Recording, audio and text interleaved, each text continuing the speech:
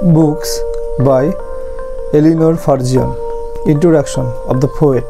Eleanor Farjeon, যার জন্ম 1881 ও মৃত্যু 1965, ছিলেন একজন ইংরেজ লেখিকা যিনি শিশু সাহিত্য, নাটক, কবিতা, জীবনী, ইতিহাস এবং ব্যঙ্গাত্মক রচনার জন্য পরিচিত ছিলেন।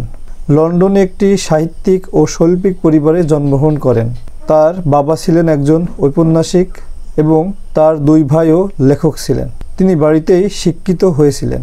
এই অপ্রচলিত বেড়ে ওঠা, বিশেষ করে তার বাবার বিস্তৃত গ্রন্থাগারে প্রবেশ অধিকার, তার লেখালেখির উপর একটি উল্লেখযোগ্য প্রভাব ফেলে বলে মনে করা হয়।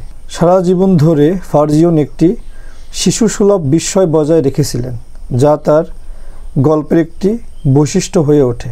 অতিরিক্ত আবেগপ্রবণ বা প্রচারমূলক না হয়ে লেখালেখিতে নৈতিক মূল্যবোধ প্রকাশের ক্ষেত্রে তার উল্লেখযোগ্য প্রতিভা ছিল।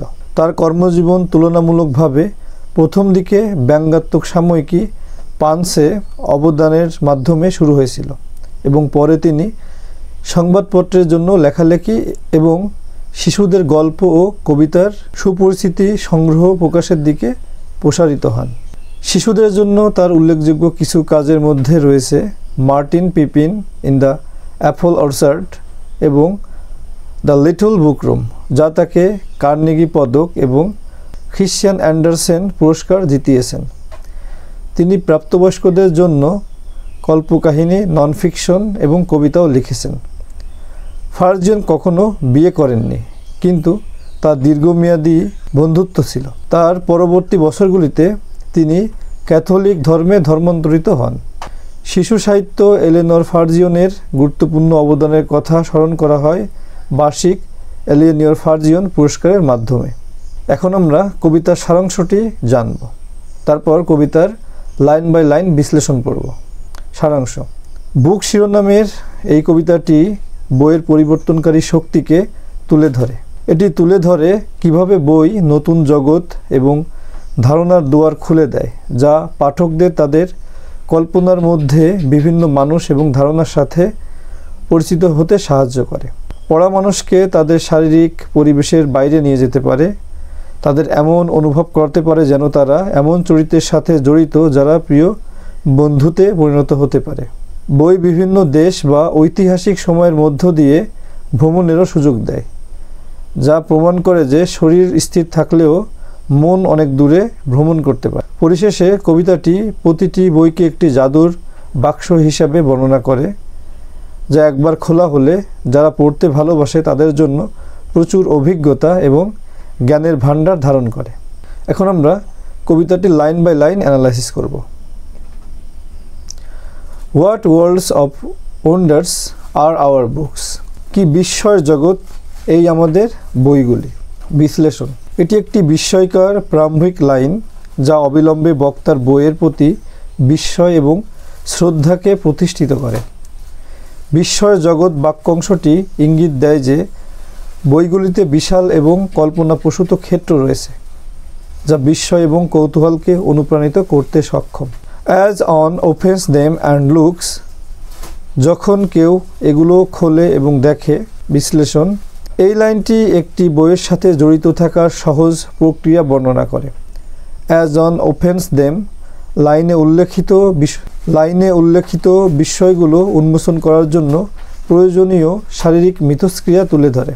অ্যান্ড লুকস পড়ার প্রাথমিক ধাপের উপর জোর দেয়। New ideas and people rise, নতুন ধারণা এবং মানুষ উঠে আসে।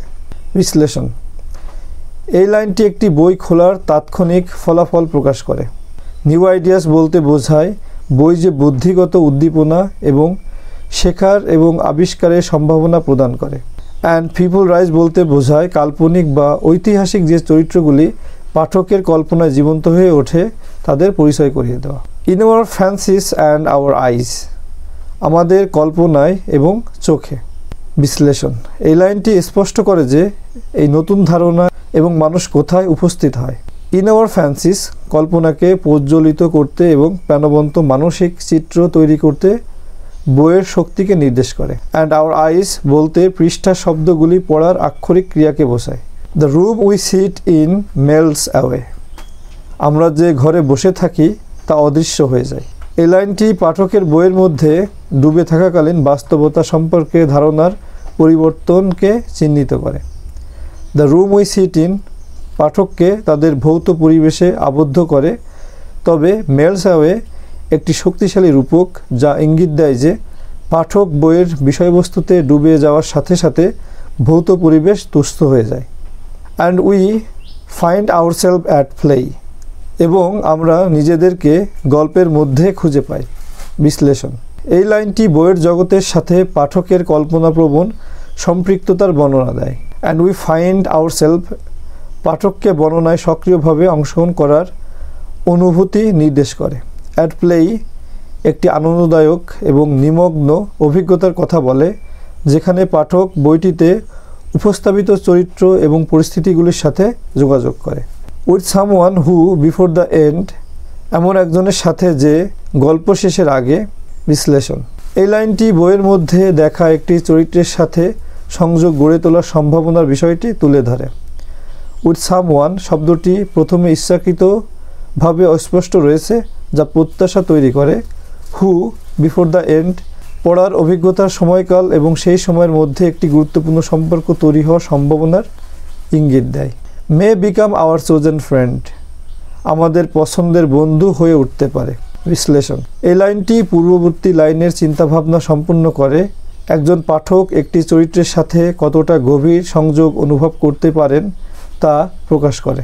এটি কাল্পনিক চরিত্রগুলি আমাদের উপর যে মানসিক প্রভাব ফেলতে পারে তা তুলে ধরে।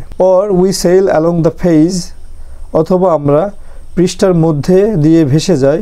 বিশ্লেষণ। এই পঙ্কোক্তিটি বইয়ের আরেকটি রূপক যাত্রার পরিচয় করিয়ে দেয়। অর পূর্ববর্তী স্তবকে বর্ণিত ব্যক্তিগত সম্পর্কের বিকল্প অভিজ্ঞতা নির্দেশ করে। We sail along the pages বইটিতে একটি সমুদ্র যাত্রার চিত্র ব্যবহার করা হয়েছে, যা বইটিতে উপস্থাপিত আখ্যান বা তথ্যের মাধ্যমে একটি মসৃণ এবং অবিচ্ছিন্ন গতিবিধির ইঙ্গিত দেয়। To some other land or age অন্য কোনো দেশে বা যুগে। বিশ্লেষণ। এই পঙ্কোক্তিটি এই সাহিত্যযাত্রার গন্তব্যস্থল নির্দিষ্ট করে। টু সাম আদার ল্যান্ড বইয়ের পাঠকদের বাস্তব বা কাল্পনিক বিভিন্ন ভৌগোলিক স্থানে নিয়ে যাওয়ার ক্ষমতার উপর জোর দেয়। অর এইজ বইয়ের শক্তিকে তুলে ধরে, যা আমাদের বিভিন্ন ঐতিহাসিক সময়ের সাথে সংযুক্ত করে। Here is our body in the chair দেহখানি পড়ে থাকে এই চেয়ারেরই পরে। এই লাইনটি পাঠককে তাদের শারীরিক বাস্তবতায় ফিরিয়ে দেয়। Hair is our body in the chair একটি সহজ এবং সরাসরি উক্তি, যা মন সক্রিয় থাকাকালীন শারীরিক গঠনের স্থিরতার উপর জোর দেয়। But our mind is over there কিন্তু আমাদের মন থাকে সেখানেই। বিশ্লেষণ। এই লাইনটি পূর্ববর্তী লাইনে প্রতিষ্ঠিত বৈসাদৃশ্যটি সম্পূর্ণ করে।